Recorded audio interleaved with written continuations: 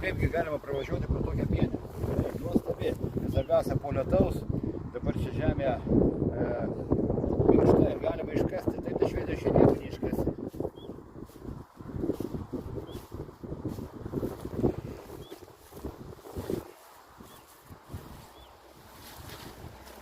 Va, kokios nuostabios šaknytės.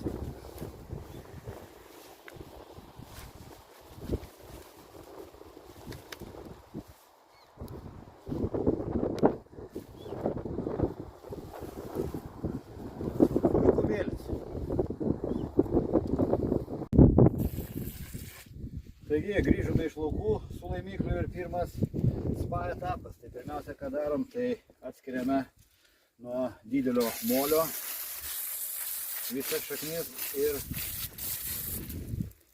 visą šitą tada merkiame į čia. Išplaunam. Būtinai reikia šitą išplauti, todėl kad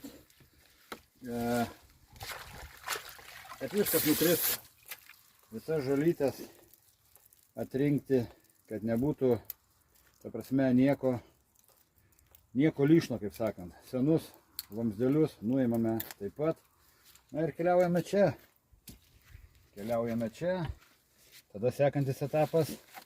Reikia atskirti visas šaknis. Šaknis eina į vieną pusę, o lapai eina į kitą pusę. Šiaudus senus nuimame ir šitie lapai eis. Dar kartą jie plausis, eis į šaldiklį, o paskui fermentuosis. Na, o su šaknim sekantis etapas, mes jas tiesiog smulkiname. Smulkiai galima džiovinti ir tokius, bet labai ilgai džius, tai geriau susmulkinti. Ir sekantis etapas, važiuojame į džiovyklą. Tiesa, dar kartą išplausim, kada supjausi su mažais gabaliukais, dar kartą išplauname, kad jau neliktų visiškai nieko. Ir važiuojame į džiovyklą.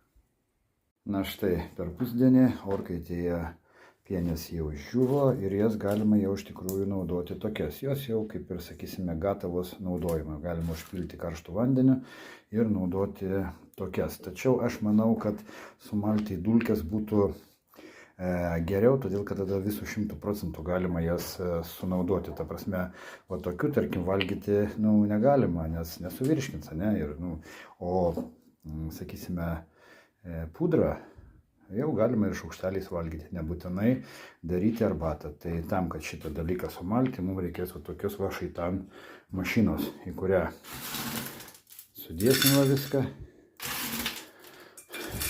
ir sumalti.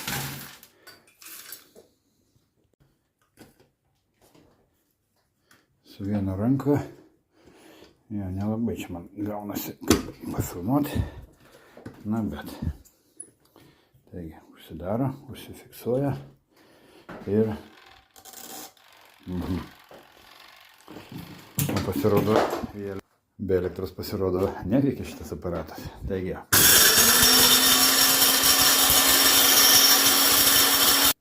Taigi, žiūrim, kas šiandien gavosi. Spaudimas išeina.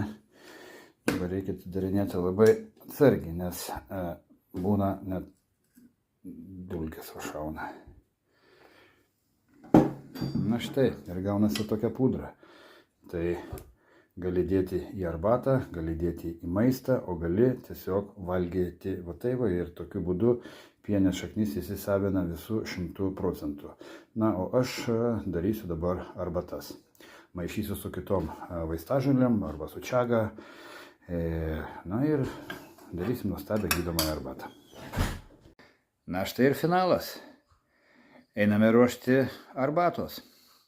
Grįžau iš jūros, kur buvau saloje, lipau į medį, rinkau čiagą, skyniau čiagą, po to grįžau į žemyną, ėjau į laukus, kasiau pienę, džiovinau jo šaknį. Na ir štai aš jau sėdžiu čia ir pagatavas pagaminti arbatą. Ir aš galvoju, reikia šiandien pagaminti būtent arbatą nuo kepenų. Ir kaip mes ją darėm, kaip aš ją rinkau, na, visą šitą procesą jūs matėte. Dabar tiesiog belieka sumaišyti viską. Na štai ir turime pienių maltą šaknį, turime maltą čiagą. Ir jeigu mes jas abudu sumaišome, tai va štai gauname tokią konsistenciją. Kodėl aš renkuosi tokią? Na, todėl, kad aš manau, kad čia šita kompozicija yra ypatingai naudinga organizmui. Kodėl? Todėl, kad čiaga visų pirma valo jūsų žarnyną. O kaip žinia, visos lygos, bent jau 99,9% prasideda būtent dėl žarnyno užterštumo. Ir jeigu mes gersime čiagą, mūsų žarnynas bus švarus. O tai reiškia, kad mūsų imunitetas taip pat sustiprės ir jisai pats galės kovoti su visomis lygomis. Na, o kaip žinia, pienė būtent valo be kita ko, būtent atstatinėja kepenų veiklą. Ir štai jeigu mes šitus du komponentus sumaišysime, tai gausime nuostabią, gyvybingą, vos nestebuklingą arbatėlę, kurią pagėrus, pavartojus savaitę, dvi, mūsų kepenys atsistatys. O kaip žinia, kepenys tai yra toksai organas, kuris gali atsistatyti. Deja, jam retkarčiais reikia pagalbos. Be smegenų žmogus gyventi gali. Tačiau be kepenų žmogus gyventi negali. Todėl padėkime jiem, eikime į miškus, eikime į pievas, rinkime čiagą, rinkime pienę ir darykime štai tokią nuostabią arbatą ir mūsų jaunystė sugrįž. Na, patikėkite, aš tai žinau. O žinau kodėl? O todėl, kad studijuoju šitą dalyką jau kuris laikas. Ir štai matote, už mano nugaros daug visokių preparatų, žolelių, mišinukų ir taip toliau. Pašnekėkime šiek tiek apie juos. Na ir kodėlgi mūsų senoliai nesirgo? Todėl, kad jie gyveno su gamta. Jie nežinojo, kas yra vaistai. Jų maistas buvo vaistai. Ant jų stalo visą laiką buvo vaistai, vaistažolės, kurios ir sudarė jų maisto racioną. Todėl jie nesirgo. Taigi ir aš jau kuris laikas studijuoju visus šitus gamtos stebuklus. Na ir štai turiu jau tokią, čia yra tik tai dalelė kolekcija ir mano gaminių, kuriuos aš jau pagaminęs, kurie atstatinėja kepenis, inkstų, širdį, kraujotaką, kraujagyslės, nervų sistemą ir begalę kitų ligų. Ir šitomis savo žiniomis, tam aš ir esu čia, kad pasidalinti su jumis. Galiu pasidalinti ir pasidalinsiu ne tik savo žiniomis, bet ir gatavais produktais su tais žmonėmis, kurie tiesiog galbūt galimybių neturi nueiti į mišką, išplaukti jūrą, įlipti į medį, nusiskinti čiagą, pasiruošti kažkokią tai gydomąją arbatą, nes, na, toks dabar yra gyvenimas, ne visi turi šitas galimybės, o aš turiu šitas galimybės, bent jau kol kas. Tai todėl pasidalinsiu su jumis ir žiniomis, ir gatavais produktais. Atsiųsiu netgi raudono grybo. Na, aišku, dėja, tik tai ne į Lietuvą, nes Lietuvoje bepročių valdžioje šitus dalykus jau bando uždrausti. Tačiau aš jau girdėjau dar vieną dalyką. Aš girdėjau, kad ES nuleido tokią direktyvą apsvarstyti ES šalims, kad uždrausti piliečiams, ES piliečiams aplamai rinkti grybus, pardavinėti grybus, visus be išimties, taip pat ir uogas.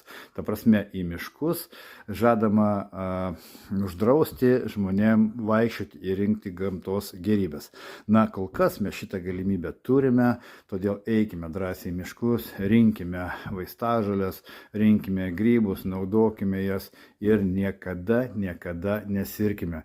Ir pagrindinis dalykas, perduokime šitas žinias savo vaikams, nes internete po truputį, bet informacija apie gydomuosius žolelių dalykus jau šalinama. Iš kur aš tai žinau? Na, todėl, kad aš kiekvieną dieną tikrinu šią informaciją ir daug kartų aš jau pastebiu, kad tos informacijos, kuri buvo, sakysime, prieš savaitę, šiandieną aš jau neberandu.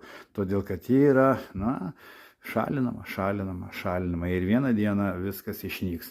Ir mes būsime pavaldus 100% būtent farmacijoms, kurios mūsų tikrai negydo. Na, ta prasme, iš pradžių mumi susirgdina, o paskui daro vaizdą, kad mus gydo. Ta prasme, mūsų amžinai gelbėja. O išsigelbėti galime mes patys, tiesiog sugrįždami į gamtą. Taigi, šiam kartu turbūt tiek. Nesirkite žmonės, nes kada būsite sveiki, tada būsite ir laimingi. Myliu jūs. Iki.